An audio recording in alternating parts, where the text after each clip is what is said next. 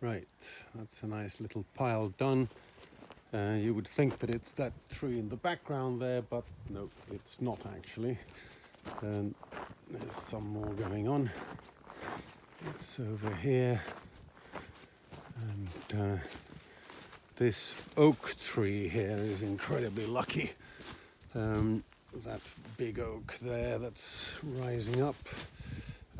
Because there's a tree here in front that's fallen over. We see the remnants here, and then this big fir tree has. So the big pine has dropped over here. Plus, that's the one that we cut up, and that fir tree, I'll do that one next time around. Has fallen over. So a fair amount of work to do. Good fun. I'm actually enjoying every moment. I must admit, it's just nice. And our dear Husqvarna 435 has done 1 tank of fuel. So okay, same routine again. That comes up there. Spot of petrol. This tank is going to be finished, I think, by the time we've done this one. Let's see.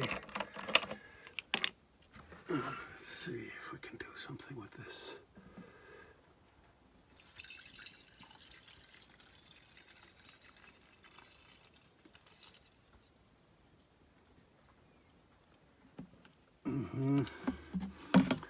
That's that one finished. But there's enough to have a round, so I'm going to leave it at that. And good habit is obviously to always do the oil at the same time while you're messing around with this stuff anyway. Incredible. So there you go. Jumped into being a bit stiff. So that needs a bit more loving.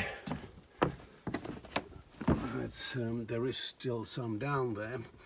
It's not empty, but it uses more oil than one would think. So it is worth topping up every time that you do this stuff.